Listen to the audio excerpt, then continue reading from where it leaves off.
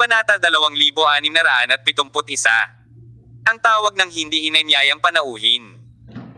Natulog sa bahay ni Lin buong magdamag, si Surui ay maganda ang ugali at walang ginawa. Walang paraan. Alam na ang ilang aspeto ng kanyang sigla ay napakababa. Ang kanyang psikolohikal na presyon ay talagang hindi maliit kahit na may napakagandang kagandahan na nakahiga sa tabi niya, si Surui ay bumaantong hininga. At natural na naiintindihan ito ni Lin Aoshu. Hindi siya nagmamadali. Pagkatapos ng lahat, ang sigla ni Surui ay kumakatawan pa rin sa isang tiyak na posibilidad, hindi ang uri ng pagkabaog na hindi mapapagaling. Si Surui ay hindi talaga nakaramdam ng antok at sa kalagitnaan ng gabi ay nakikipag-usap pa rin siya sa kisame. Nawala ko muli ang septic tank at ako ay baog. Ano ang problema sa akin ay mayroon akong pinakamaliit na protagonist na aura. Yung leading actor. Hindi rin nakatulog si Lin Aoshu. Ngunit pagkatapos pakinggan ang mga salita ni Surui, hindi siya sumagot, bahagyang nakataas ang sulok ng kanyang mga labi, iniunat niya ang kanyang kamay, at marahang hinawakan si Surui sa kamay. Dahil huli na siyang nagising, natulog si Chapter Surui hanggang tanghali kinabukasan. Para sa kanya, ang ganitong uri ng pagtulog ay medyo bihira, at nang imulat ni Surui ang kanyang mga mata, naroon din si Lin Aoshu. Hindi pumunta, tahimik lang na nakaupo sa tabi ng kama. Bahagyang itinagilid niya ang kanyang ulo at ang kanyang mahabang buhok ay nakalaylay, na nagparamdam sa mga tao ng labis na kapayapaan. Ang hindi nakakasilaw na sikat ng araw ay sumisikat sa mga tul na kortina at kumikinang sa kanyang pijama. Isang pakiramdam ng walang hanggang kagandahan. Ikaw ay tulad ng mga taon, hindi ba? Ito ang pakiramdam na gustong hanapin ni Surui, malayo sa mundong puno ng away, pagpatay at intriga. Pakiramdam ni Surui ay lubos na kalmado. Ang mga araw ay nananatiling pareho, walang kaguluhan, na sa katunayan ay isang magandang bagay. Ang buhay na Buddhist ay talagang makapagbibigay sa mga tao ng malaking pakiramdam ng seguridad. Magiging mahusay kung walang mga panlabas na hindi pagkakaunawaan. Kailan kaya ganap na maaalis ang mga kalaban na iyon? Kailan ganap na mawawala ang mga sabwatan at pandaraya na iyon? Alam ni Surui na kapag nabubuhay ang mga tao, hindi maiiwasan ang mga salungatan ng mga interes. Napakaraming tao ang nangangailangan ng kanyang proteksyon at napakaraming mga kaaway na laging lihim na nagnanasa sa kanya. Sa makatuwid, ang kasalukuyang buhay ni Surui ay maaaring ilarawan bilang ay nang hindi sinasadya. Napakaganda mo, biglang sabi ni Surui. Ikaw ay gising. Tumingon si Lin Aoshu at nakita si Su Xiaoshu na nakatitig sa kanya sa kama, ang kanyang mga mata ay biglang naging kasing lambot ng araw. Tumayo siya at naglakad papunta sa mesa at nagsali ng isang basong tubig para kay Surui, at bago pa siya makatalikod, marahan siyang niyakap ni Surui. Sa tingin ko ay nasa mabuting kalagayan ako ngayon. Bakit hindi natin subukang magkaroon ng isang sanggol? Pagkatapos matulog hanggang tanghali, naramdaman ni Surui na puno siya ng lakas, at tila nawala ang depresyon at pressure ng kahapon. Hindi ngayon. Tumanggi lang si Lin Aoshu, hindi ako nag-o-ovulate. Ganito ang mga scholar. Masyado silang sensitibo sa mga numero, at isinama pa nila ang mga ito sa bawat sulok ng kanilang buhay. Pagkatapos ng isang paghinto, nagpatuloy si Lin Aoshu. At kailangan mong i-recharge ang iyong mga baterya ngayon. Mag-recharge. Ang apat na salitang ito ay talagang simple at direkta. Malalim na tumango si Surui. Naiintindihan ko. Ang puso ng taong ito ay biglang nag-alab sa kanyang ambisyon, kailangan niyang magpahinga ng mabuti para patunayan na siya ay isang lalaki sa harap ni Lin Aoshu. At nang sumunod na hapon, kumonekta si Surui sa kwarto bago lumabas ng pinto, nakahiga siya sa kama kasama si Lin Aoshu. Tahimik na nagkwentuhan ang dalawa at nanood ng drama. Para sa dalawang taong abalang ito ay isang pambihirang pagkakataon na palayain sila. Chapter 2 Days, ganoon pa rin. Ito ay isang napakainit na panahon, at ito ay kaakit-akit, hindi ba? Matapos matulog ng 2 buong araw, naramdaman ni Surui na siya ay pagod mula sa madilim na mundo sa kanluran. Tuluyan na itong natangay. Nagsimula na namang humagulgol ang lalaking ito. Sa master bedroom bathroom ni Lin Aoshu, sinampal ng taong ito ang sarili. Medyo natarante si Lin Aoshu nang marinig niya ito sa labas. Nang buksan niya ang pinto, hinihipo ni Surui ang lupa gamit ang kanyang mga daliri, inilagay ang kanyang katawan sa isang kakaibang poster at sinusubukang panatilihin ang kanyang balanse. Oo, isang daliri lang ang ginamit niya. Sa pananaw ni Lin Aoshu, ang sitwasyong ito ay hindi maisip. Masyado kang matigas sa sarili mo. Sa kasong ito, ang mga daliri ay hindi masisira. Sa katunayan, ito talaga ang kaso. Ang mga daliri ni Surui ay nakabaluktot sa isang nakakagulat na anggulo at tila maaaring may kaluskos anumang oras. Sa ugali ni Lin Aoshu, hindi niya maiwasang huminga. Gayunpaman, hindi kumapit si Surui ng 2 segundo at diretsong bumagsak sa lupa. Ang kanyang kontrol sa lakas ay umabot sa isang napakapinong antas. It stands to reason that he can completely adjust his body posture when he falls. Para hindi masyadong mahulog pero ngayon parang hindi na niya kayang kontrolin ang sarili mo kahit konting buffering action ay hindi mo magawa, hayaan mo. Bumagsak ang iyong katawan at pati ang likod ng iyong ulo ay bumagsak sa lupa. Bakit ba ang hirap mong labanan? Nagmamadaling sumulong si Lin Aoshu at tinulungang makatayo si Surui. Inihingal at basang-basa sa pawis ang huli. Umupo si Surui sa tabi ng bathtub at sinabing kung hindi mo hahayaang lumakas ang iyong sarili, paano mo mapoprotektahan? Sa mga mata ni Lin Aoshu may bakas ng hindi mabata na hindi madaling matuklasan. Ang kulay. Pagpahinga ka. Ang mga salitang sinabi ni Surui ay nakaantig sa kanyang puso. Napakalakas na ng lalaking ito, ngunit hindi pa rin niya nire-relax ang sarili niya. Matapos ang isang maikling pahinga, agad niyang isinagawa ang kanyang sarili sa ganitong uri ng nakakagulat na pagsasanay. Ito ay talagang hindi madali. Kung hindi ka makapagpahinga, kailangan mong samantalahin ang enerhiya na ito. Sabi ni Surui, huminga ng malalim at bumangon muli. Ang mga paggalaw na ito ng si Tuyuan Kong ay talagang mahirap. Halos lahat ng galaw ay uubusin ang lakas ng kanyang katawan. Gayunpaman kung nais mong sanayin ang kilosang ito, kailangan mo lamang na patuloy na gawin ito. Ang pagkaubos ng lakas ay hindi sapat. Nangangailangan din ito ng isang malakas na kakayahan sa pag-unawa. Kung hindi, sa mga tuntunin ng pagkilos lamang ngayon. Kung walang kakayahan sa pag-unawa, kahit na mabali mo ang iyong mga daliri ng 1,000 beses o 10,000 beses, hindi mo maaaring kayang abutin ang dulo. Ang resulta ng sinabi ni Lin Aoshu, kung gusto mong maging mas malakas, hindi ka ba makakatakbo? Pagkatapos niyang magsalita, umiling ulit siya, halatang tinatanggi niya ang sinabi niya. Sinabi ni Surui na may mapait na ngiti. Aoshu, sa aming antas. Kung gusto mong pagbutihin pa, ang pag-asa sa simpleng pagtakbo o pagsasanay sa lakas sa gym ay mahirap nang makamit ang katumbas na epekto at kailangan mong gumawa ng iba pang mga hakbang. Iyon ang paraan. Pagkatapos ng isang paghinto, iniunat ni Surui ang kanyang kanang hintuturo at sinabing, gayon din, kung nasanay ako sa mga naunang paggalaw, kung gayon ang aking mga daliri ay maaaring hindi masugatan. Sa pagsasalita tungkol dito, hindi niya maiwasang isipin ang nakaraang sitwasyon kung saan ginamit ni si Tuyuan Kong ang isang daliri upang saksakin ang 4 na talam na tinak ng hukbo. At ang lahat ng mananakop na tinak ng hukbo ay hindi makalusot sa depensa ng balat. Ang ganitong defensive ability talaga ang ginawa ni Su. Matalim na inggit na ninibugho poot. Maraming tao si Surui na kailangang pasalamatan, isa sa kanila ay si Tuyuan Kong. Kung ang matandang ito ay hindi nagbahagi ng kanyang karanasan ng walang pag-iimbot, kung gayon ang panganib ng paglalakbay ni Surui sa kanluran ay maaaring dumami ng maraming beses. Kaya, bago niya malutas ang lahat ng mga kaaway at umatras sa kanayunan, dapat niyang gawin ang kanyang sarili na pinakamakapangyarihan. Ito ang determinasyon ni Surui na hindi matitinag ng sinuman. Sa makatuwid, hindi siya mapigilan ni Lin Aoshu. Kaya't maaari na lamang siyang lumabas ng banyo. Nakikinig kay Surui na paulit-ulit na bumagsak sa lupa sa pintuan, nakikinig sa likod ng kanyang ulo na tumatama sa tile, nakaramdam siya ng kaunting kaba. Sa aking puso. Sa wakas, makalipas ang mahigit 1 oras, nagmamadaling binuksan ni Lin Aoshu ang pinto matapos marinig na ang paggalaw sa banyo ay hum-open ng ilang minuto.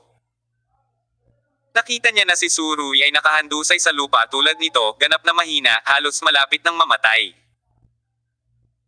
Sa nakalipas na oras, narinig ni Lin Aoshu si Surui na bumagsak ng hindi bababa sa 100 beses, at ang frequency ay malapit sa 2 beses sa 1 minuto. Nangangahulugan ito na medyo malakas ang kakayahan ni Surui na labanan ng mga pag-atake. Kung ibang tao, matagal na siyang bumagsak sa kanyang kamatayan. Gusto ni Lin Aoshu na tulungan si Surui sa kama, ngunit hindi niya inaasahan na iwagayway ng huli ang kanyang kamay at tumanggi. Nakahanap lang ako ng paraan, babalik ako pagkatapos ng ilang sandali. Gayunpaman, mula tanghali hanggang gabi, si Surui, na nagsabing nahawakan niya ang pinto, ay hindi maaaring hayaan ang pagkilos na tumagal ng higit sa 2 segundo. Sa kanilang antas, kung gusto mong pagbutihin ng kaunti, maaaring kailanganin mong gumawa ng malaking pagsisikap. Ang mga nakatayo sa tuktok ay mukhang maganda, ngunit ang pagsusumikap sa likod nila ay hindi maisip. Nang lumabas si Surui sa shower, lumapit si Lin Aoshu sa kanya at niyakap siya ng mahigpit. Nagsusumikap ang lalaking ito para madamay ang pagkabalisa ng mga tao. Dahil maraming beses siyang napagod ng sunod-sunod, walang ganang kumain si Surui, kaya nakatulog na lang siya. Hindi nakatulog si Lin Aoshu, umupo lang siya sa tabi at tahimik na tumingin kay Surui. Sa loob ng halos 3 araw, ipinagpaliban niya ang lahat ng kanyang trabaho at pagpupulong, at sinamahan lang si Surui ng ganito. Bihira talaga ang magkatuluyan. Alam ni Lin Aoshu na siya at si Surui ay parehong may mahahalagang responsibilidad, at marami pa ring tao ang nangangailangan ng kanilang pangangalaga. Bagamat nakakalasing ang magtago sa isang maliit na gusali at magkaisa, imposibleng tumagal ang ganitong uri ng buhay. Masyadong mahaba kahit sa ngayon. Naisip ni Lin Aoshu na ang ganitong uri ng araw ay tatagal man lang hanggang bukas at sa makalawa, ngunit hindi niya inaasahan na matatapos ito ng ganoon kabilis. Nang natutulog pa lang si Surui, nagring ang telepono ni Lin Aoshu, at nang makita niya kung saan siya kabilang, ito ay mula sa kabisera. Sa takot na maistorbo si Surui, naglakad siya papunta sa banyo, isinara ang pinto, at sinagot ang telepono. Aoshu, hello. Isang boses ng lalaki ang tumunog mula sa kabilang dulo ng telepono. Sino ka? Matapos marinig ang boses, agad na naisip ni Lin Aoshu ang lahat ng maaaring tumawag sa kanya ng Aoshu, ngunit hindi niya alam na medyo mababa kung sino ang boses ng lalaki.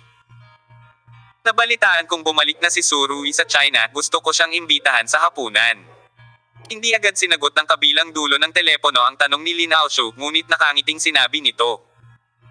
Dahil dito, agad na naging mapagbantay si Lin Aoshu. Sino ka? Tanong niya ulit. Dapat alam mo ang pangalan ko.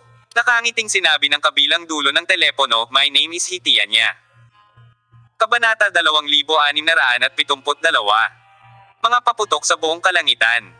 Siya si Tianya. Hindi inaasahan ni Lin Aoshu na ang lalaking ito ang magkukusa na tumawag. Si Lin Aoshu, na nagmamalasakit kay Surui, ay natural na alam ang lahat tungkol sa kanya, at alam din na si Hitianya ay halos ang pangunahing kalaban ngayon ni Surui. Sa China, tila hanggat naayos na si Hitianya, halos wala na ang haharapin ni Surui. Oo, maaaring may isa pang Bai Qinchuan. Huminga ng malalim si Lin Aoshu. Hindi niya alam ang intensyon ni Hitianya sa oras na ito, ngunit hindi niya pipiliin na hayaan si Surui na harapin ang bagay na ito ng mag-isa. Habang nakikipag-usap sa telepono, marahang binuksan ni Lin Aoshu ang pinto ng banyo. Ang pagod na si Surui ay natutulog pa rin, tila walang kamalay-malay. Walang oras si Surui ngayon. Sinabi ni Lin Aoshu sa telepono, pag-usapan natin ito bukas. Ang kaaway ay napakabangis at mabilis silang pumunta sa panig ni Surui. At ginagawang ganap na mailap ang mga tao tungkol sa kanyang gawain. Hinayaan ko siyang magpahinga ng 3 araw. Nakangiting sabi ni Hitianya, naghintay ako ng husto sa nakalipas na 3 araw. Paumanhin, hindi ko siya hahayaang mang-istorbo sa pahinga ni Surui. Ang boses ni Lin Aoshu ay naging mas malamig. Malinaw, bagamat tahimik na bumalik si Surui sa China, na target na siya ni Hitianya. Sa oras na ito, hindi lang niya nalaman ang tiyak na oras ng pagbabalik ni Surui sa China, ngunit alam pa niyang nasa Lin Aoshu siya. Bahay. Tungkol sa Surui na sinusundan at ang kanyang mapayapang buhay na nag-ambala ng ganito, si Lin Aoshu ay nakadama ng hindi mapigilan na galit sa kanyang puso. Katulad ng boses niya, nanlamig at nanlamig ang mga mata niya. Pero nagmamadali talaga akong hanapin siya, ano ang dapat kong gawin? Sabi ni tiya niya. Nagpapahinga si Surui, hindi ko pinapayagan ang sino man namang istorbo sa kanya. Ang boses ni Lin Aoshu ay napakalamig kaya't nanginginig ang puso ng isa. Si Surui ang kanyang huling bottom line at walang makakahawak nito. Paano naman si tiya niya? Si Lin Aoshu ay hindi natakot. Kung gayon kailangan kong gumamit ng sarili kong paraan upang mahuli ang hangin at hugasan ang alikabok para sa kanya. Talagang hindi maintindihan si tiya niya. Tumiti siya at sinabing, Aoshu, tumingin ka sa bintana ngayon. Tingnan mo. Narinig ito ni Lin Aoshu, dahan-daang lumabas ng banyo at lumapit sa bintana. Hindi niya alam kung anong chess ang susunod na lalaruin ni tiya niya at ang kanyang puso ay napataas ng mahigpit. Pagkalipas ng 2 segundo, umalangaw-ngaw ang isang sumisigaw na tunog at isang nakasisilaw na kislap ang sumambulat sa kalangitan. Fireworks pala. Sunod-sunod ang mga pagsabog kasing siksik ng popping beans. Ang langit ay puno ng paputok. Kamanghamanghang. Sinulyapan ni Lin Aoshu si Surui, hindi niya alam kung ano ang iniisip ni tiya niya, pinaglalaroan ba niya si Surui. Maging ang IQ ni Lin Aoshu ay napakahirap intindihin. Sa gitna ng tunog ng mga pagsabog, nagising na si Surui kahit na nakatulog siya hanggang sa mamatay. Su, anong meron? Pisperas ba ng bagong taon ngayon? Si Lin Aoshu ay walang nikatiting ng ngiti sa kanyang mukha. Siya si tiya niya ay narito, siya ay nagpapaputok. Sa oras na ito, muling tumunog ang boses ni tiya niya sa kabilang dulo ng telepono. Nagustuhan mo ba ang red along inihanda ko para kay Surui? Tagumpay mong nagising si Surui. Ang boses ni Lin Aoshu ay malamig na yelo. Kinuha na ni Surui ang telepono. Tiya niya, may problema ka ba sa utak mo na nabangga ng sasakyan? It's been a month, naging pervert ka. Tumawa ang phone na Duan. Inalis ko ang cast sa braso ko ngayon at nagkataon na bumalik ka sa China. Dobleng kaligayahan ang darating, hindi ba magandang magdiwang? Dobleng kaligayahan ay darating. Surui 2 beses siyang ninisyon. Paumanhin, kailangan kong sabihin sa iyo na ang paglabas mo sa ospital ay hindi isang masayang bagay para sa akin. Ang aksidente sa sasakyan na iyon ay tumama ng husto kay tiya niya. Halos mamatay na siya ng tuluyan. Ang manipulator sa likod ng mga eksena ay napakalakas na kahit ang tuso at tusong si tiya niya ay nahuli. Kaya lang bakit ang tusong lalaking ito ang piniling pumunta dito sa ganitong oras? Nagpapasalamat ako sa iyo sa pagkakataong ito. Natahimik sandali si tiya niya pagkatapos ay nagsabi, salamat sa huling pagkakataon. Oh, syempre alam ni Surui kung ano talaga ang tinutukoy ni tiya niya, nginisyan niya. Hindi ko makita, isa ka pa ring taong marunong magpasalamat. Kaya hindi mo ako makikilala sino ang may isang taong mapagpasalamat. Nakangiting sabi ni tiya niya. Nasa labas ako ng iyong pinto ngayon. Hindi talaga ako interesado sa mga taong tulad mo na nag-iimpok. Malamig na sabi ni Surui. Hindi ba't nagplano na pumunta sa pintuan upang magpaputok sa gabi? Kung siya ay isang magandang babae, maaaring mag-atubiling bumaba si Surui para makipagkita, ngunit si tiya niya ay mortal na kaaway ni Surui. Halos imposibleng patayin si tiya niya ng tahimik. Tutal, nakatayo sa likod niya ang buong pamilya Bai. Matapos mawala ng kapangyarihan si Bai Qinchuan, si tiya niya ay tila naging tagapagsalita ng buong pamilya Bai. Ganap na natalo, lahat ng aspetong kasangkot ay masyadong malawak at napakahirap. Kung hindi mo ako nakikita, maglalagay na lang ako ng paputok sa umaga mula ngayon. Mapaglaro ang boses ni tiya niya. Nakalimutan kong sabihin sa iyo, bumili ako ng pabrika ng paputok ngayon. Kinuha ang lahat ng inventaryo sa bodega. Pumili ng pagawaan ng paputok. Kaya mo bang laruin ang kakaibang trick na ito? Hindi mapigilan ni Surui na hindi makapagsalita. Anong gusto mo? Malamig na tanong ni Surui. Mag-usap tayo tungkol sa isang bagay. Kumiti si tiya niya, actually, after what happened last time, you should understand that I'm not your main enemy, we can actually join forces. Paumanhin, ang taong nagplano laban sa iyo ay hindi nagplano laban sa akin at hindi ko kailangang makipagsanib puwersa sa iyo. Sabi ni Surui na may singkit na mga mata. Mag-isip ka ng ganito ngayon. Baka hindi mo naiisipin pagkatapos ng ilang sandali. Nakangiting sabi ni tiya niya. Sa totoo lang, hindi mo na kailangang ipagpatuloy ang pagsubok sa akin sa mga salita at hindi kita kayang patayin. Ikaw, mamamatay ka ba kapag nakilala mo ako? Nakita rin niya na sinusubok siya ni Surui. Magkita tayo sa isang lugar. Pinaikit ni Surui ang kanyang mga mata at sinabing, ayaw kitang imbitahan sa gate ng bahay ni Lin. Haha, alam kong sasabihin mo yan. Tumawa si Hitian niya kaya hindi ako pumunta sa bahay ni Lin. Nang marinig ang sinabi ni Hitian niya talagang walang masabi si Surui. Ang kakayahan ng taong ito na magkalkula ay talagang napakalakas. Dati, inakala ni Surui at Lin Aoshu na siya ay nasa gate ng Lin Family Manor, ngunit sa oras na ito sinabi niya talaga na wala siya roon. Ang tusong lalaking ito. Putas mo ako bago tayo magkita. How dare you make me go to the appointment? Sarkastikong sabi ni Surui. Ang lakas ng loob mo, takot ka pa ba na maghukay ako ng butas? Bahagyang ngumiti si tiya niya, Soho Bar, dapat alam mo ang lugar na ito, halika, hihintayin kita. Soho Bar. Ang mga mata ni Surui ay agad na napuno ng lamig, anong ginagawa mo dyan? Balita ko ang gaganda ng mga babae dito kaya pumunta ako dito. Tingnan mo, nakangiting sabi ni Hitian niya. Ang gaganda ng mga babae dito. Anong klaseng babae ang naroon kilalang kilala ni Surui? Zhang Ziwei. Dahil itong Soho Bar ay kabilang sa Qinglong Group. Ang boses ni Surui ay may bakas ng kalungkutan. Titiyan niya, binabalaan kita, huwag kang magulo o hindi mo kakayanin ang mga kahihinatnan. Pakakawala na kita.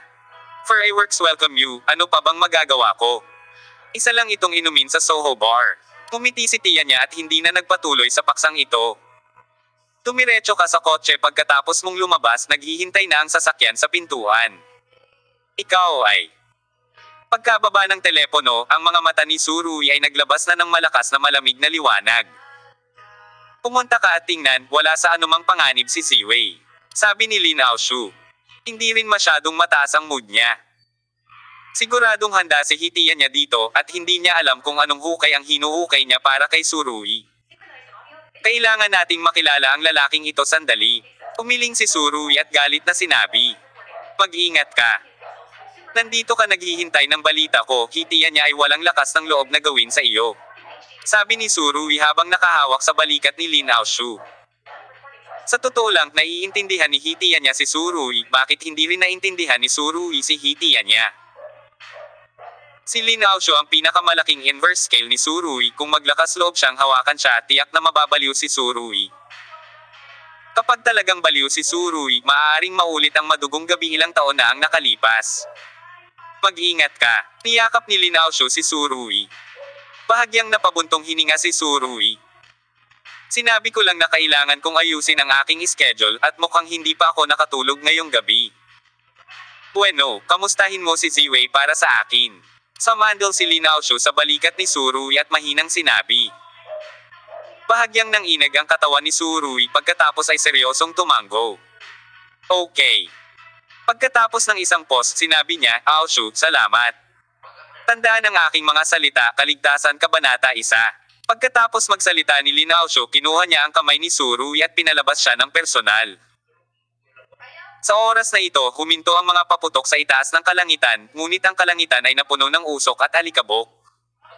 Siya tiyan niya ay gumawa ng maraming ingay sa alon na ito. Gayunpaman, sa pananaw ni Surui, napakaraming paputok ay hindi dapat isang pasasalamat.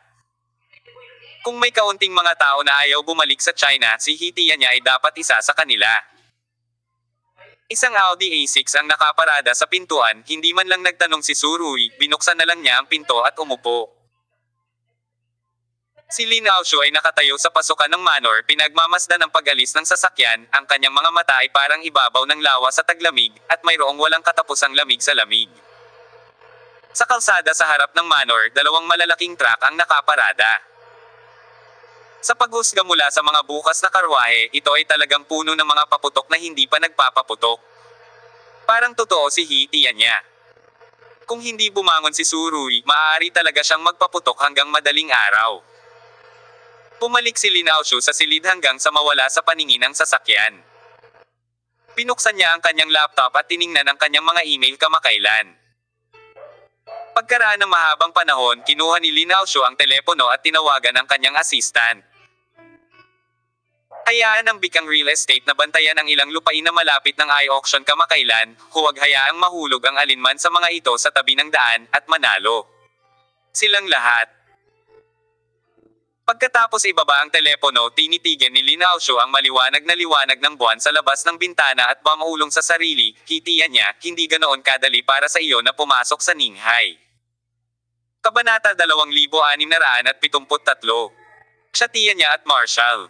MS. Ziwei, matagal ko nang narinig na napakahusay mo. Noong nakita kita ngayon talagang pambihira. Isang lalaking naka-black suit ang nakaupo sa booth at ngumiti sa lalaking nakaputing damit sa tapat. Babae. Ang taong ito ay si Hitiya niya at may pakiramdam ng pagiging mapaglaro sa kanyang mga mata. Si Zhang Ziwei ay hindi nagsuot ng kanyang iconic na puting damit ngayon, ngunit isang maluwag na puting knitted sweater na may leather na palda at itim na pantalon sa ibabang bahagi ng katawan. Ang mga payat at nababanat na mga binti ay tinahi na ipinakita ng napakalinaw. Mahaba pa rin ang vertical na buhok niya at fair face. Ang oras ay tila walang iniwan na anumang bakas sa katawan ni Zhang Ziwei. Ngayon ay tila bumabata siya. Kung college student baka walang magdududa. Gayunpaman, ang isang batang babae na mukhang napakabata mula sa labas ay ang aktual na controller ng isang malaking organisasyon sa Ninghai's underground chapter. Ang Soho Bar ay hindi bukas ngayon at ang malaking bulwagan ay mukhang walang laman. Sa harap ni Zhang Ziwei ay isang kopeta na may maliit na kalahating baso ng red wine, ngunit hindi niya ito hinawakan. Ang pagdating ng hindi inanyayahang panauhin na ito, si Hitiya niya ay bahagyang nakaramdam ng tensyon sa kanyang katawan. Alam ni Zhang Ziwei na ang kanyang tunay na layunin ay si Surui. Ginoo. Siya, bakit ka pumunta dito ngayon, bakit hindi mo na lang sabihin ng diretso? Sabi ni Zhang Ziwei, medyo mapagpakumbaba at mayabang ang boses niya. Walang pakialam at maangin. Narito ako pangunahin upang maghintay ng isang tao. Bahagyang ngumiti si Hitiya niya, dapat alam ni Miss Ziwei kung sino ang hinihintay ko. Baka nahulaan ko na. Ang sagot. Ang mga salita ni Zhang Ziwei ay tila hindi sigurado, ngunit ang kanyang tono ay malinaw at tiyak. Malinaw, narito si Hitiya niya para hintayin si Surui. Pumalik siya sa China, alam mo ba? Tanong ni Tiya niya. Siyempre, alam ko. Kinuha ni Zhang Ziwei ang kanyang mobile phone mula sa kanyang bulsa, sa sandaling mapunta siya sa kabanata, nagpadala na siya sa akin ng mensahe.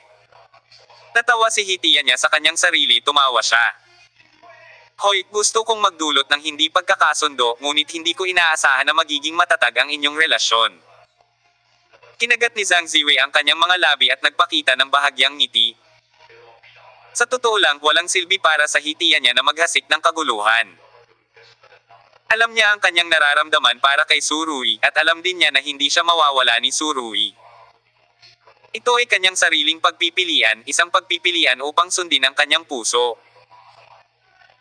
Alam ni Zhang Ziwei na kung hindi siya gagawa ng ganoong pagpili, kung hindi niya gagawin ang huling hakbang, pagkatapos ay mabubuhay siya magpakailanman sa gitna ng pagsisisi. Hindi bababasa, ang kasalukuyang Zhang Ziwei ay hindi kailanman pinagsisihan ito. Sa sandaling makita niya ang bahagyang ngiti ni Zhang Ziwei, umiling si Hitiya niya at may bakas ng inggit sa kanyang mga mata. Bakit kaya susundan ng isang magandang babae si Surui ng matigas ang ulo? Pero wala akong mahanap na mapagkakatiwalaan. Nakangiti pa rin si Zhang Ziwei at sinabing, Mr. Siya, sinusubukan mo pa bang maghasik ng Discord? Kung gayon kailangan kong sabihin sa iyo, wala talaga akong nararamdaman tungkol dito. Dahil pinili niya si Surui. Natural na alam niya kung anong uri ng buhay ang haharapin niya sa hinaharap. Ngunit alam ni Zhang Ziwei na siya ay isang taong sumusunod sa kanyang puso sa lahat ng bagay at ginawang hindi niya pinagsisihan ang desisyong ito. Sa makatuwid, sa sandaling ito, si Hitiya niya ay walang silbi kahit paano niya subukang maghasik ng hindi pagkakasundo, at hindi man lang ito magdudulot ng anumang pagbabago sa kanyang sikolohiya. Itinanggi ni Hitiya niya ang mga salita ni Zhang Ziwei. Hindi, malamang na hindi mo alam, naiinggit talaga ako sa kanya.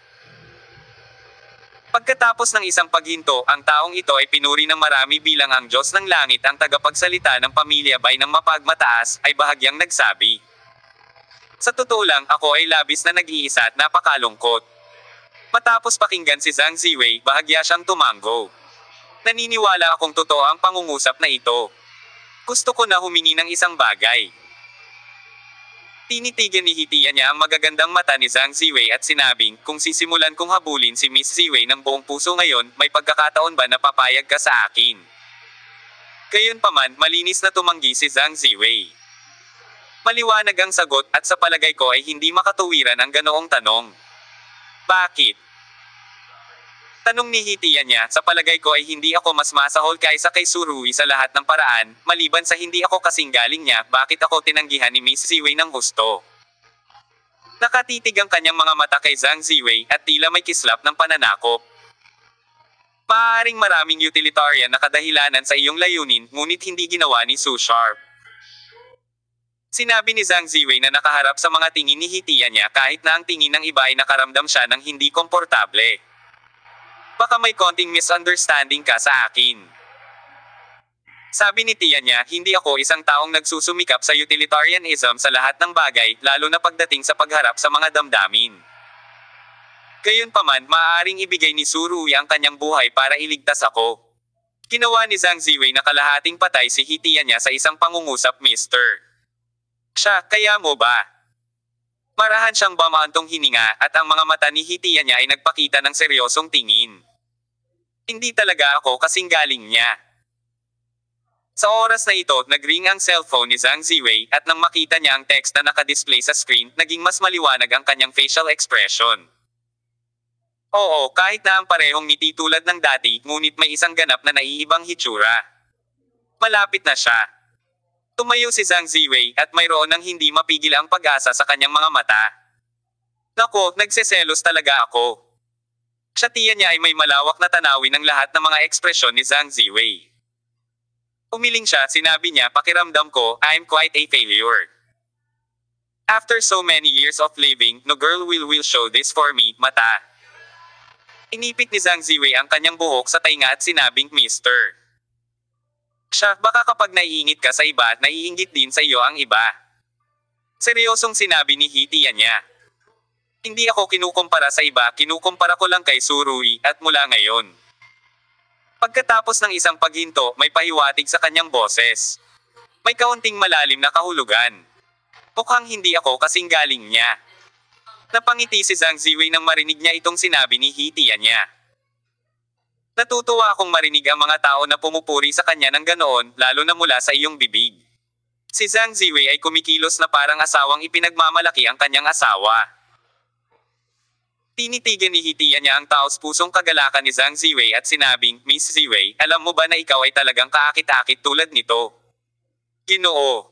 Siya, please stop joking like this. Inalis ni Zhang Ziwei ang kanyang ngiti at seryosong sinabi. Sige. Pagkatapos magsalita ni Hitiya niya, umupo ulit siya na may bahid ng pagiging komplikado sa kanyang ekspresyon. Bigla kong naramdaman na ang pamumuhay ay isang napakanakakapagod na bagay. Hindi na nagsalita pa si Zhang Ziwei. Hindi pa rin niya maisip ang intensyon ni Hitiya niya. Ang mga salita ng young master ay tila medyo tumalon. Alam ni Zhang Ziwei na si Hitiya niya ay tila walang isip at ang kanyang pag-iisip ay medyo divergent, ngunit ang kanyang pag-iisip ay dapat na napakalinaw at ang kanyang layunin ay napakalakas. Napakalakas ng kakayahan ni Zhang Ziwei, ngunit hindi niya akalain na siya ang kalaban ni Hitiya niya. Sa sandaling ito, talagang inaabangan niya ang pagdating ni Surui. Sinabi ba sa iyo ni Surui na pansinin mo ako? Nakangiting sabi ni Hitiya niya. Tiningnan niya ng buo ang ekspresyon ni Zhang Ziwei na may mapaglarong ngiti sa kanyang mukha. Hindi, sabi ni Zhang Ziwei. Hindi ako naniniwala. Uminom si Hitiya niya ng red wine sa kanyang baso, pagkatapos ay tumingin sa kanyang relo at sinabing, okay, darating si Surui. Sabi pagkatapos nun, tumayo siya at naglakad papunta sa pinto ng Soho Bar. Makalipas ang 1 minuto, huminto ang isang Audi sa pinto at itinulak ni Surui ang pinto pababa. Welcome the hero back home. Nakangiting sabi ni Hitiya niya. Tumangala si Surui sa kanya. Hindi ko talaga mahulaan kung bakit ka lumapit sa akin. Bilang isang mamamayang Chino, buo ang aking paghanga sa iyo, isang pambansang bayani. Oo, bilang fan mo, okay lang bang pumunta at makita ka? Nakangiting sabi ni Hitiya niya. Gayunpaman, wala akong nakitang anumang kamalayan sa sarili tungkol sa mga mamamayang Chino mula sa iyo mula simula hanggang wakas. Nanunuya si Surui. Gayon din kumpara sa iyong kasalukuyang hitsura, mas inaasahan kong makita kang nakahiga sa hospital bed na nakaplaster. Pagkatapos ng isang pause, nagpatuloy si Surui. Sa oras na iyon, maaaring mas cute ka.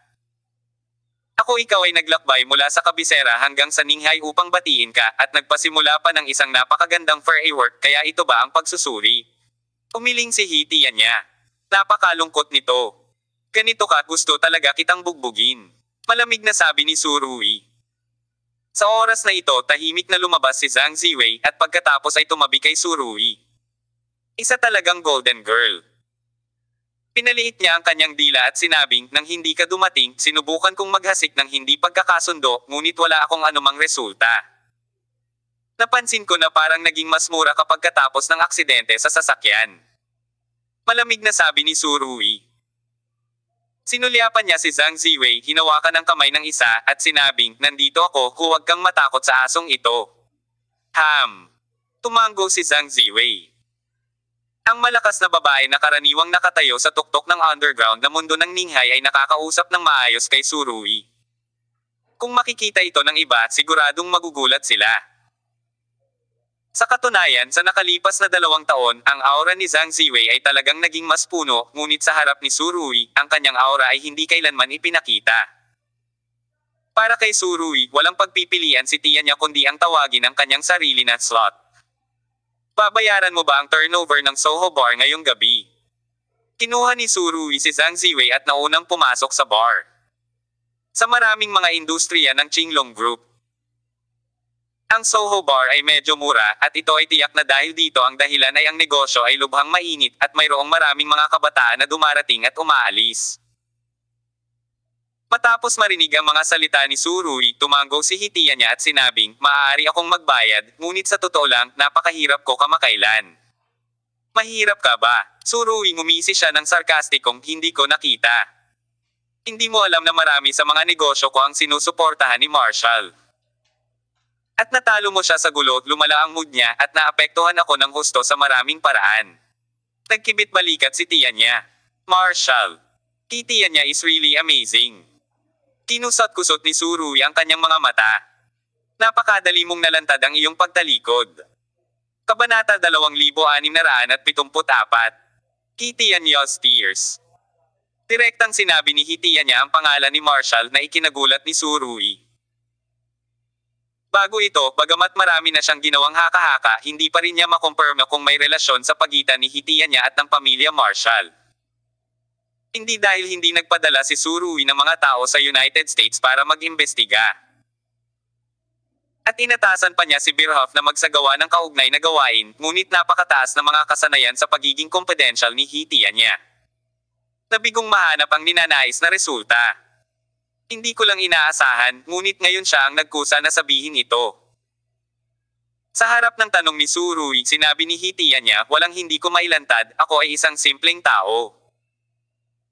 Pagkatapos niyang magsalita, nagkusa siyang kumuha ng kopete at nagbuhos ng kalahating baso ng red wine para kay Surui. Welcome back to China. Sinulyapan ni Surui ang salamin at hindi ito ginalaw. Bakit hindi ka umiinom? Siya tiyan niya ay walang magawa. Hindi ko ito nilason. Walang galang na sinabi ni Surui. Walang dapat maging magalang. Traidor man o magnanakaw. Well, kung sa tingin mo, wala akong magandang paraan. Sinabi ni Hitian niya, pupunta ako sa Estados Unidos kamakailan para linisin ang kalat. Bahagyang ngumiti si Surui. Mabuti yan, pinakamabuting hindi na bumalik. Matapos marinig ang mga salita ni Surui, umiling si Hitian niya. Umiti siya, humigop ng red wine at hindi na nagsalita pa. Sinamahan siya ni Surui sa katahimikan ng higit sa 10 taon. Mga minuto. Sa loob ng 10 minutong ito, naramdaman ni Zhang Ziwei ang sobrang tagal. Naramdaman niyang nag-aaway ang dalawang lalaking ito na matatawag na the best of the heavens pero hindi niya alam kung paano nila haharapin ang isa't isa. Napakalakas ng kakayahan ni Zhang Ziwei, ngunit hindi siya isang military advisor o Athena at hindi niya makita ang mga aksyon ni Hitian niya sa ngayon. Tinawakan ng kamay ni Surui, naramdaman niyang bahagyang pinagpapawisan din ang kanyang palad. Tara, inom tayo. Biglang itinaas ni Surui ang baso at hinawakan si Hitian niya. Itinaas ng huli ang baso at ininom ito. Pagkatapos ay pinunasan niya ang kanyang bibig at sinabi ng may pag-aalipusta sa sarili. Mukhang ang taong higit na nakakaunawa sa iyo ay palaging magiging kaaway mo. Hindi man lang mahulaan ni Zhang Ziwei kung ano ang intensyon ni Hitian niya, bakit kinakabahan ang lalaking ito ngayon. Hindi madaling mabuhay. Umiling si Surui, sa totoo lang, hindi mo na kailangang lumaban sa akin, hindi ka pa ganoon kasama. Masama. Matapos pakinggan ang mga salita ni Surui, 2 beses na tumikim si Hitian niya, hindi ko akalain na may kinalaman ako sa 2 salitang ito. Sasabihin mo sa akin na ibang posisyon lang, di ba? Tumugon si Surui na may panunuya. Hindi ba? Kinuha ni Tian niya ang bote ng alak ngunit hindi inaasahang nagbuhos ng isa pang baso ng alak para kay Surui. Sa nakaraan, ito ay ganap na imposible para sa kanya. Siyempre hindi. Pinaikit ni Surui ang kanyang mga mata at sinabing, muntik mo akong patayin ng ilang beses. Kung susubukan mong pumatay ng isang mabuting tao, gumagawa ka ng masama. Talagang magandang argumento. Nagkusa si Hitian niya na hawakan ang tasa kasama si Surui at sumili ang pagngisi sa kanyang mga mata. Hindi ka ba natatakot sa langit? Nasa harap mo ako, bakit hindi mo ako pinatay? Tulad ng mga tagapagmana ng mga dakilang pamilya na inalis mo ilang taon na ang nakararaan. Gusto mong i-provoke ako tapos barilin kita, may hawak ka, di ba? Umiling si Surui at ngumisi ng 2 beses. Ang ganitong low-end approach ay hindi ko style. Sabi niya Tian niya at hinamak niya ang kanyang pinsan, sa tingin mo ganoon na lang ako kasayang ni Bai Wangchuan. Hindi na ako katulad ng dati. Pinaikit ni Surui ang kanyang mga mata, ang nakaraang set ay hindi gagana sa China at imposibleng patayin kita ng simple at maayos, ngunit kapag napatay kita, hindi na ako magdadalawang isip. Ang mga salita ng 2 taong ito ay naglalaro sa isa't isa.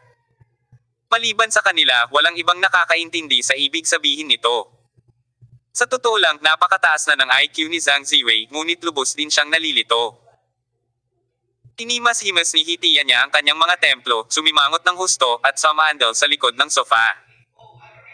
Nako, lalo kang nagiging matured, at ang pagkakaroon ng kalaban na tulad mo ay talagang sumasakit ang ulo ko. Tiningnan ni Surui ang kanyang nakasimangot na hitsura. Nakikita ko na talagang masakit ang ulo mo. Puro ba ito? Nagpatuloy si Hitian niya na hinimas ang kanyang mga templo at ngumiti sa kanyang sarili, masyado akong nag-iisip, kaya sumakit ang ulo ko, ito ay normal. Siya at si Surui ay nag-clink ng mga baso at ininom ito muli. Tiningnan ni Surui ang red wine sa baso at ininom ito. Les, inom ka. Tinawakan ni Zhang Ziwei ang kamay ni Surui at may pag-aalala sa kanyang boses. Naiinggit talaga ako sa iyo. Si Hitian niya ay seryosong tumingin kay Surui. Ang mga tao ay mas galit kaysa sa mga tao.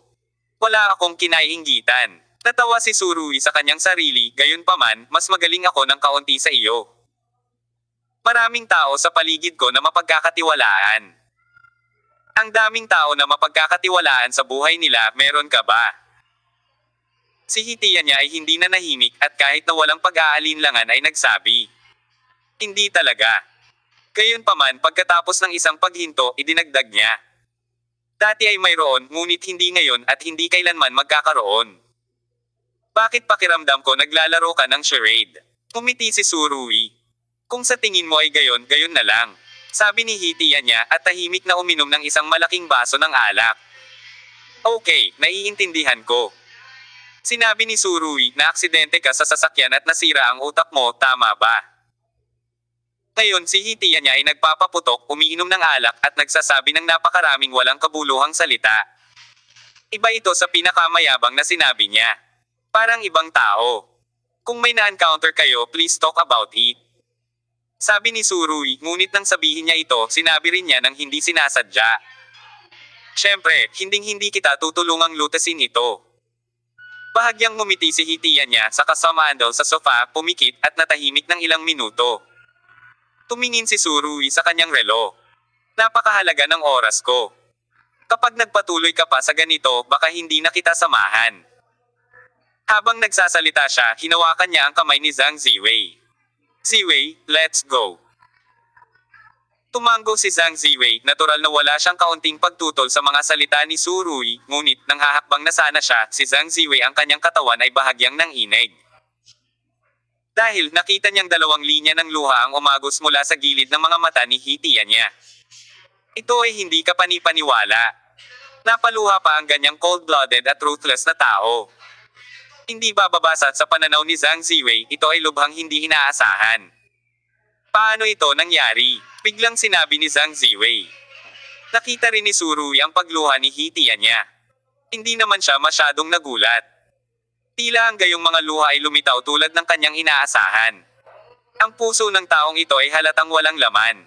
Umupo muli si Su Rui at sinabi kay Hitianya, kasal ba ang una mong pag-ibig?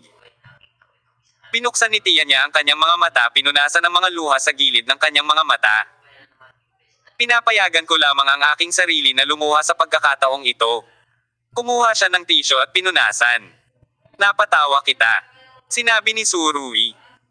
Kaya kitang payakan ng ganito, talagang nananabik akong makilala ang babaeng ito na gusto mo. Pawang mali ang nakaraan. Hindi kailanman sinagot ni Hitianya ang tanong ni Su Rui ng direkta mula sa simula hanggang sa wakas, kung gayon, kung mali rin ang hinaharap, ano ang gagawin mo? Pumunta ka ba dito para kausapin ako tungkol sa mga kasulatang Budista? Ibinuka ni Su Rui ang kanyang mga kamay. Paumanhin, hindi ko inaamin na ang mali, lahat ng naranasan ko ay totoo, at ang aking kinabukasan ay nilikha din ng aking mga kamay. Isa akong matibay na atheista. Ang aking paniniwala ay komunismo. Dahil sa pangungusap na ito, napatikom si Zhang Ziwei sa kanyang mga labi at tumawa. Pagkabalik ko sa China, nalaman kong walang makakachat sa akin kapag ako ay nalulumbay, at naisip ko iyon. At ikaw lang ang mahahanap. Sabi ni Tianya, sabi mo ito ay isang uri ng kalungkutan. Dalawang tao ang pinagalitan niya sa isang pangungusap. Tumawa si Su Rui. Nako! Si Hitianya ay nagpakawala muli ng hindi pangkaraniwang buntong hininga at umiling. Sobrang inggit ako sa iyo kung mabibigyan mo ako ng isa sa iyong mga pinagkakatiwalaan, sa palagay ko ay hindi ako mawawala ng ganito ngayon. Ganun ba? Ang mga mata ni Su Rui ay kumislap ng makapal na panunuya. Hitianya, hindi mo pa rin naiintindihan na ang sinseridad ay maaaring ipagpalit sa sinseridad. Sa iyong mga kondisyon, kung hindi mo ito magagawa, maaari mo lamang ibig sabihin masyado kang makasarili. Ngayong gabi puno ng katalinuhan at pilosopiya ang usapan ng dalawang lalaki. Medyo naintindihan ni Zhang Ziwei, ngunit ang mga kalapit na subordinate ay nalilito pa rin. Nagtaka ko, nagsasalita ba ang mga Panginoon ng mundo ng ganito? Tama ka. Walang taong hindi makasarili. Ngunit iba ang antas ng pagiging makasarili, at ang aking antas ay mas mabigat kaysa sa iyo, hindi ko maaaring ipagsapalaran ang aking buhay para sa sinuman, kahit na ang taong iyon ay aking ama. Sabi ni Tianya. Hindi sinagot ni Su Rui ang tanong na ito, ngunit sarkastikong sinabi. Hindi ka kailangan ng ikatlong tiyuhin ng pamilya Bai na ipagsapalaran ang iyong buhay. May tanong ako. Tumingin si Hitianya sa mga mata ni Su Rui at sinabing, kung aalisin ko ang mga makasariling kaisipang ito at maging katulad ng sa iyo, magiging mas malakas ba ako? Posible. Mahinang sinabi ni Su Rui, napakaliit lang ng posibilidad, nakatadhana kang imposibleng magbago maliban kung mamatay ka. Maliban kung mamatay ka. Matapos pakinggan ang mga salita ni Su Rui, muling pinagtawanan ni Hitianya ang kanyang sarili. Susubukan kong magbago, at pagkatapos ay talunin ka. Hehe. 2 beses lang napangiti si Su Rui tungkol dito. Ininom ni Hitianya ang red wine sa baso, pagkatapos ay hinaampas ang kopeta sa mesa at sinabing, salamat sa pagsama mo sa akin ngayong gabi. Ang daming sinabi, Paulam. Sabi, tumalikod siya at naglakad patungo sa pinto ng Soho Bar. Sa sandaling ito, 2 sasakyan ng pulis ang nakaparada sa pintuan. Nagtataka si Zhang Ziwei, ngunit itinaas ni Su Rui ang kanyang kilay at sumigaw sa likod ni Hitianya.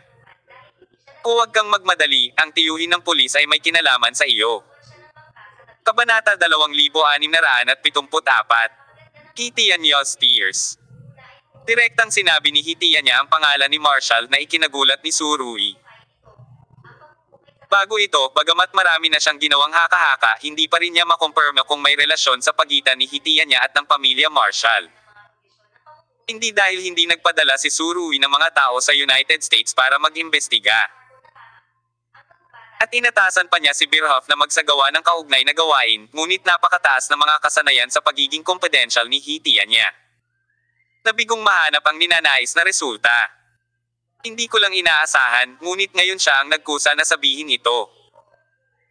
Sa harap ng tanong ni Surui, sinabi ni Hitian niya, walang hindi ko mailantad, ako ay isang simpleng tao. Pagkatapos niyang magsalita, nagkusa siyang kumuha ng kopeta at nagbuhos ng kalahating baso ng red wine para kay Surui. Welcome back to China. Sinulyapan ni Surui ang salamin at hindi ito ginalaw. Bakit hindi ka umiinom? Siya tiyan niya ay walang magawa. Hindi ko ito nilason. Walang galang na sinabi ni Surui. Walang dapat maging magalang. Traidor man o magnanakaw. Well, kung sa tingin mo, wala akong magandang paraan. Sinabi ni Hitian niya, pupunta ako sa Estados Unidos kamakailan para linisin ang kalat. Bahagyang ngumiti si Surui. Mabuti yan, pinakamabuting hindi na bumalik. Matapos marinig ang mga salita ni Surui, umiling si Hitian niya. Umiti siya, humigop ng red wine at hindi na nagsalita pa. Sinamahan siya ni Surui sa katahimikan ng higit sa 10 taon. Mga minuto. Sa loob ng 10 minutong ito, naramdaman ni Zhang Ziwei ang sobrang tagal. Naramdaman niyang nag-aaway ang dalawang lalaking ito na matatawag na the best of the heavens pero hindi niya alam kung paano nila haharapin ang isa't isa. Napakalakas ng kakayahan ni Zhang Ziwei, ngunit hindi siya isang military advisor o Athena at hindi niya makita ang mga aksyon ni Hitian niya sa ngayon. Tinawakan ng kamay ni Surui, naramdaman niyang bahagyang pinagpapawisan din ang kanyang palad. Tara, inom tayo. Biglang itinaas ni Surui ang baso at hinawakan si Hitian niya. Itinaas ng huli ang baso at ininom ito. Pagkatapos ay pinunasan niya ang kanyang bibig at sinabi ng may pag-aalipusta sa sarili. Mukhang ang higit na nakakaunawa sa iyo ay palaging magiging kaaway mo. Hindi man lang mahulaan ni Zhang Ziwei kung ano ang intensyon ni Hitian niya, bakit kinakabahan ang lalaking ito ngayon. Hindi madaling mabuhay. Umiling si Surui, sa totoo lang, hindi mo na kailangang lumaban sa akin, hindi ka pa ganoon kasama. Masama. Matapos pakinggan ang mga salita ni Surui, 2 beses na tumikim si Hitian niya, hindi ko akalain na may kinalaman ako sa 2 salitang ito. Sasabihin mo sa akin na ibang posisyon lang, di ba? Tumugon si Surui na may panunuya.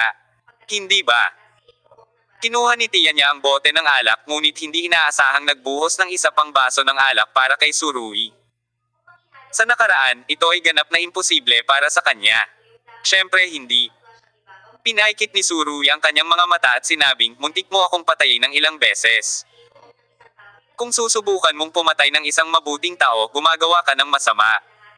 Talagang magandang argumento. Nagkusa si Hitian niya na hawakan ang tasa kasama si Surui at sumili ang pagngisi sa kanyang mga mata. Hindi ka ba natatakot sa langit? Nasa harap mo ako, bakit hindi mo ako pinatay? Tulad ng mga tagapagmana ng mga dakilang pamilya na inalis mo ilang taon na ang nakararaan. Gusto mong i-provoke ako tapos barilin kita, may hawak ka, di ba? Umiling si Surui at ngumisi ng 2 beses. Ang ganitong low-end approach ay hindi ko style. Sabi niya tiyan niya at hinamak niya ang kanyang pinsan, sa tingin mo ganoon na lang ako kasayang ni Bai Wangchuan. Hindi na ako katulad ng dati. Pinaikit ni Surui ang kanyang mga mata, ang nakaraang set ay hindi gagana sa China at imposibleng patayin kita ng simple at maayos, ngunit kapag napatay kita, hindi na ako magdadalawang isip. Ang mga salita ng 2 taong ito ay naglalaro sa isa't isa. Maliban sa kanila, walang ibang nakakaintindi sa ibig sabihin nito. Sa totoo lang, napakataas na ng IQ ni Zhang Ziwei, ngunit lubos din siyang nalilito. Tinimas-himas ni Hitian niya ang kanyang mga templo, sumimangot ng husto, at sumandal sa likod ng sofa. Nako, lalo kang nagiging matured, at ang pagkakaroon ng kalaban na tulad mo ay talagang sumasakit ang ulo ko. Tiningnan ni Surui ang kanyang nakasimangot na hitsura. Nakikita ko na talagang masakit ang ulo mo. Puro ba ito? Nagpatuloy si Hitian niya na hinimas ang kanyang mga templo at ngumiti sa kanyang sarili, masyado akong nag-iisip, kaya sumakit ang ulo ko, ito ay normal. Siya at si Surui ay nagklink ng mga baso at ininom ito muli. Tiningnan ni Surui ang red wine sa baso at ininom ito. Les, inom ka. Hinawakan ni Zhang Ziwei ang kamay ni Surui at may pag-aalala sa kanyang boses. Naiinggit talaga ako sa iyo. Si Hitian niya ay seryosong tumingin kay Surui. Ang mga tao ay mas galit kaysa sa mga tao. Wala akong kinaiinggitan. Natawa si Surui sa kanyang sarili, gayunpaman, mas magaling ako ng kaunti sa iyo. Maraming tao sa paligid ko na mapagkakatiwalaan. Ang daming tao na mapagkakatiwalaan sa buhay nila, meron ka ba? Si Hitian niya ay hindi na nahimik at kahit na walang pag-aalinlangan ay nagsabi. Hindi talaga. Gayunpaman, pagkatapos ng isang paghinto, idinagdag niya. Dati ay mayroon, ngunit hindi ngayon at hindi kailanman magkakaroon. Bakit pakiramdam ko naglalaro ka ng charade? Kumiti si Surui. Kung sa tingin mo ay gayon, gayon na lang. Sabi ni Hitian niya at tahimik na uminom ng isang malaking baso ng alak. Okay, naiintindihan ko. Sinabi ni Surui na aksidente ka sa sasakyan at nasira ang utak mo, tama ba? Ngayon si Hitian niya ay nagpapaputok, umiinom ng alak at nagsasabi ng napakaraming walang kabuluhang salita. Iba ito sa pinakamayabang na sinabi niya. Parang ibang tao. Kung may na-encounter kayo, please talk about it. Sabi ni Surui, ngunit nang sabihin niya ito, sinabi rin niya nang hindi sinasadya. Siyempre, hinding-hindi kita tutulungang lutasin ito. Bahagyang ngumiti si Hitian niya sa kasamaandal sa sofa, pumikit at natahimik ng ilang minuto. Tumingin si Surui sa kanyang relo. Napakahalaga ng oras ko. Kapag nagpatuloy ka pa sa ganito, baka hindi na kita samahan. Habang nagsasalita siya, hinawakan niya ang kamay ni Zhang Ziwei. Ziwei, let's go. Tumango si Zhang Ziwei, natural na wala siyang kaunting pagtutol sa mga salita ni Surui, ngunit nang hahakbang na sana siya, si Zhang Ziwei ang kanyang katawan ay bahagyang nanginig. Dahil nakita niyang dalawang linya ng luha ang umagos mula sa gilid ng mga mata ni Hitian niya. Ito ay hindi ka panipaniwala. Napaluha pa ang ganyang cold-blooded at ruthless na tao. Hindi bababasa sa pananaw ni Zhang Ziwei, ito ay lubhang hindi inaasahan. Paano ito nangyari? Biglang sinabi ni Zhang Ziwei. Nakita rin ni Surui ang pagluha ni Hitian niya. Hindi naman siya masyadong nagulat. Tila ang gayong mga luha ay lumitaw tulad ng kanyang inaasahan. Ang puso ng taong ito ay halatang walang laman. Umupo muli si Surui at sinabi kay Hitian niya, kasal ba ang una mong pag-ibig? Binuksan ni Tian niya ang kanyang mga mata, pinunasan ng mga luha sa gilid ng kanyang mga mata. Pinapayagan ko lamang ang aking sarili na lumuha sa pagkakataong ito. Kumuha siya ng tisyo at pinunasan. Napatawa kita. Sinabi ni Surui. Kaya kitang payakan ng ganito, talagang nananabik akong makilala ang babaeng ito na gusto mo. Pawang mali ang nakaraan. Hitian niya ay hindi kailanman sumagot ng direkta sa tanong ni Surui mula sa simula hanggang sa wakas, kung gayon, kung ang hinaharap ay mali rin, ano ang iyong gagawin? Pumunta ka ba dito para kausapin ako tungkol sa mga kasulatang Budista? Ibinuka ni Surui ang kanyang mga kamay. Paumanhin, hindi ko inaamin na ang mali, lahat ng naranasan ko ay totoo, at ang aking kinabukasan ay nilikha din ng aking mga kamay. Isa akong matibay na atheista.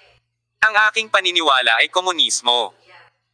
Dahil sa pangungusap na ito, napatikom si Zhang Ziwei sa kanyang mga labi at tumawa. Pagkabalik ko sa China, nalaman kong walang makakachat sa akin kapag ako ay nalulumbay, at naisip ko iyon. At ikaw lang ang mahahanap. Sabi ni Tian niya, sabi mo ito ay isang uri ng kalungkutan. 2 tao ang pinagalitan niya sa isang pangungusap. Tumawa si Surui. Nako. Si Hitian niya ay nagpakawala muli ng hindi pangkaraniwang buntong hininga at umiling. Sobrang inggit ako sa iyo, kung mabibigyan mo ako ng isa sa iyong mga pinagkakatiwalaan, sa palagay ko ay hindi ako mawawala ng ganito ngayon. Ganun ba? Ang mga mata ni Surui ay kumislap ng makapal na panunuya. Hitian niya, hindi mo pa rin naiintindihan na ang sinseridad ay maaaring ipagpalit sa sinseridad. Sa iyong mga kondisyon, kung hindi mo ito magagawa, maaari mo lamang ibig sabihin masyado kang makasarili. Ngayong gabi puno ng katalinuhan at pilosopiya ang usapan ng dalawang lalaki. Medyo naintindihan ni Zhang Ziwei, ngunit ang mga kalapit na subordinate ay nalilito pa rin. Nagtaka ako, nagsasalita ba ang mga Panginoon ng mundo ng ganito? Tama ka. Walang taong hindi makasarili. Ngunit iba ang antas ng pagiging makasarili, at ang aking antas ay mas mabigat kaysa sa iyo. Hindi ko maaaring ipagsapalaran ang aking buhay para sa sinuman, kahit na ang taong iyon ay aking ama. Sabi ni tiya niya. Hindi sinagot ni Suruy ang tanong na ito, ngunit sarkastikong sinabi. Hindi ka kailangan ng ikatlong tiyuhin ng pamilya Bay na ipagsapalaran ang iyong buhay. May tanong ako. Tumingin si Hitiya niya sa mga mata ni Suruy at sinabing, kung aalisin ko ang mga makasariling kaisipang ito at maging katulad ng sa iyo, magiging mas malakas ba ako? Posible. Mahinang sinabi ni Suruy, napakaliit lang ng posibilidad, nakatadhana kang imposibleng magbago maliban kung mamatay ka. Maliban kung mamatay ka. Matapos pakinggan ang mga salita ni Suruy, muling pinagtawanan ni Hitiya niya ang kanyang sarili.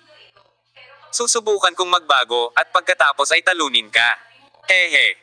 2 beses lang napangiti si Suruy tungkol dito. Ininom ni Hitiya niya ang red wine sa baso, pagkatapos ay hinaampas ang kopeta sa mesa at sinabing, salamat sa pagsama mo sa akin ngayong gabi. Ang daming sinabi, Paulam. Sabi, tumalikod siya at naglakad patungo sa pinto ng Soho Bar. Sa sandaling ito, 2 sasakyan ng pulis ang nakaparada sa pintuan.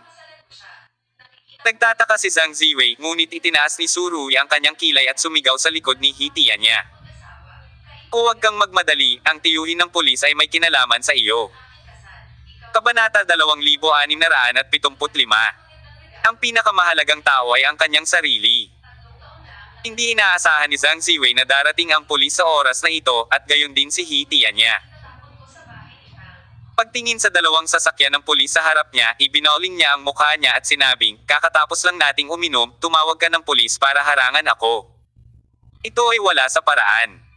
Pumiti si Suruy at sinabi, magagawa ko lang din ang mga baraha mo na hindi sumusunod sa nakagawian, at sa pagkakataong ito, hindi ito tungkol sa paninirang puri sa iyo ng pribado, ngunit tungkol ito sa interes ng bansa. Ito ay tungkol sa pambansang interes. Medyo natigilan ang ekspresyon ni Hitiya niya. Isang inumin lang, paano ito may uugnay sa pambansang interes?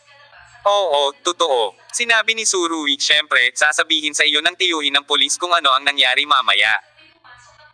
Sabi, tinapik niya ang balikat ni Hitiya niya at nakangiting idinagdag, mag-iingat ka. Siya tiya niya ay medyo tuliro. Bago niya malaman kung anong butas ang hinukay ni Suruy para sa kanyang sarili. Bumaba ang 2 pulis na Hitiya niya at sinabi kay Hitiya niya, nakatanggap kami ng ulat na seryoso kang lumabag sa mga regulasyon sa pamamahala ng mga paputok at paputok sa Ninghay. At kailangan mong pagmultahin. Para magpataw ng multa. Iligal na magpaputok. Ang ekspresyon ni Hitiya niya ay agad na naging lubhang kapanabik nang marinig niya ang pangungusap na ito. Hindi niya inaasahan na tumawag ng pulis si Suruy sa ganoong dahilan. Mabagal na tumunog ang boses ni Suruy sa likod ng Hitiya niya. Hindi ba totoo, may usok na ngayon seryoso, dahil sa iyong magagandang paputok ngayon, ang index ng polusyon sa hangin natin sa Ninghay ay kailangang tumaas ng ilang puntos. Kailangan mong gampanan ang responsibilidad na ito, tama ba? Ang puting mukha ni Hitiya niya ay magiging kulay ng atay ng baboy. Nima, umabot ka na sa level na ito, kailangan mo bang gawin ito para kasuklam-suklam siya? Ayos lang ba sa iyo? Tama ang kasamang ito. Ngayon na mayroon kang pera, kailangan mong kumuha ng kaukulang mga responsibilidad sa lipunan. Sa susunod, huwag gumawa ng mga ganitong bagay na nakakadumi sa kapaligiran. Sabi ng isang pulis. Napangiti si Hitiya niya at tumango. Okay. Hindi niya talaga alam kung anong uri ng mga salita ang gagamitin upang ipahayag ang kanyang nararamdaman. Sa totoo lang, bago magpaputok para kay Suruy, si Hitiya niya ay nagpaputok na ng mag-isa. Pagtingin sa mga paputok sa langit, siya na laging cold-blooded ay may halong emosyon pa. At least, maraming makikinang na kulay sa mundo, di ba? Ang bulag na intriga ay palaging gagawing huwag pansinin ng mga tao ang napakaraming bagay. 5,000 fine. Inihanda na ng pulis ang order at iniabot kay Hitiya niya. Ang huli ay walang anumang pagtutol at kumaway sa driver. Pumunta ka at magbayad ng multa.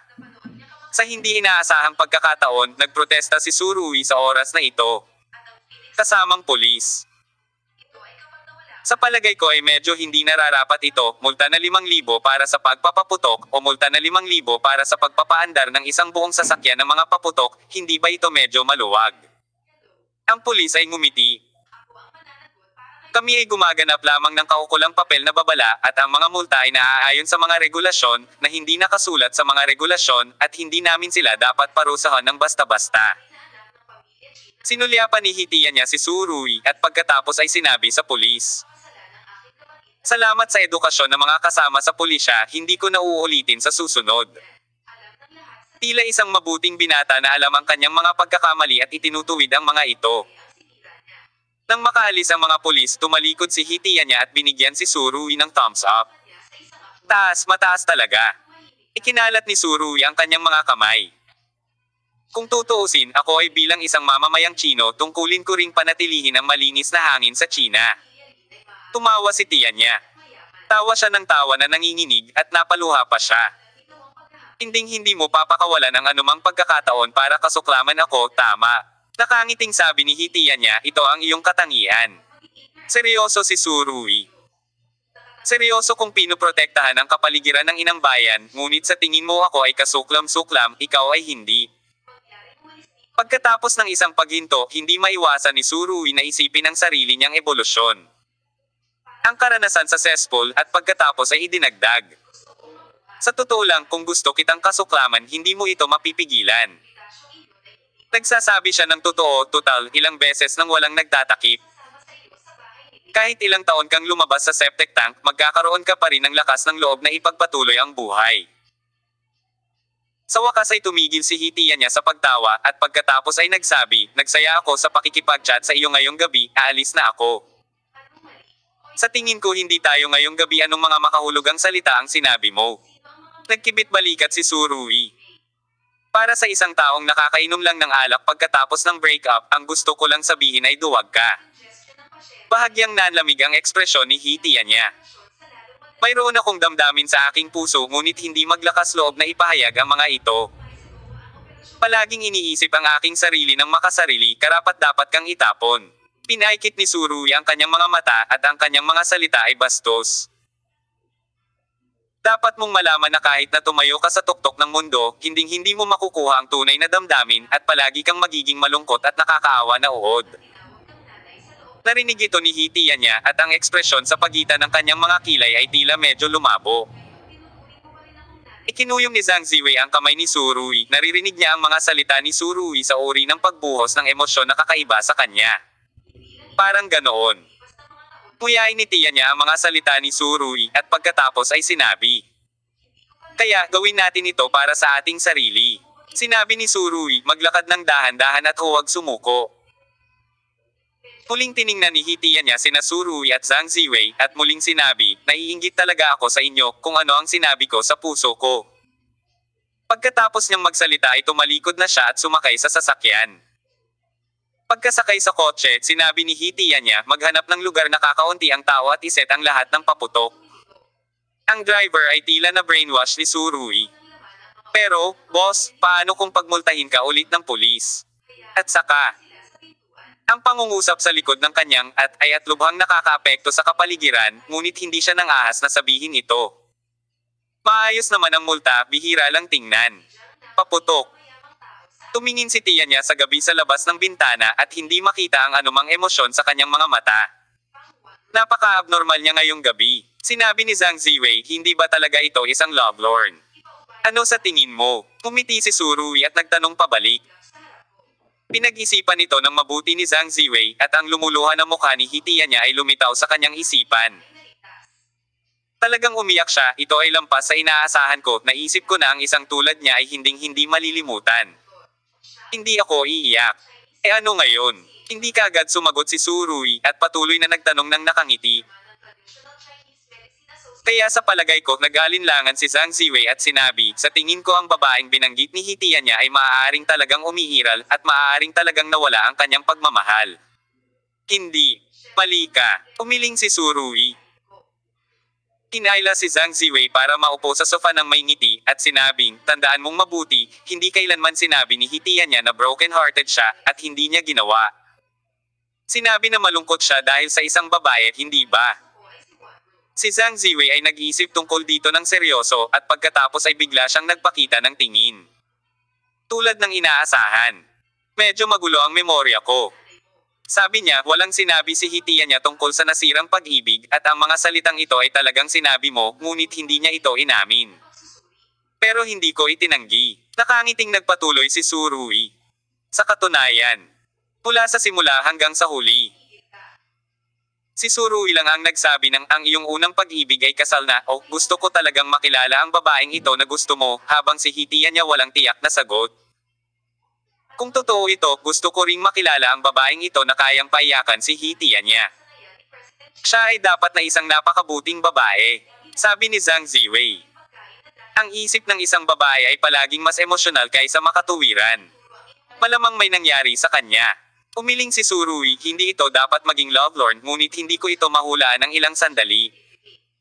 Pagkatapos ng isang paghinto, nagpatuloy si Surui. Gaano karaming dagok ang kailangan niyang tiisin para maging abnormal ang kanyang pag-uugali? Maliban na lang kung makakaapekto ito sa pinakamahalagang tao sa kanya.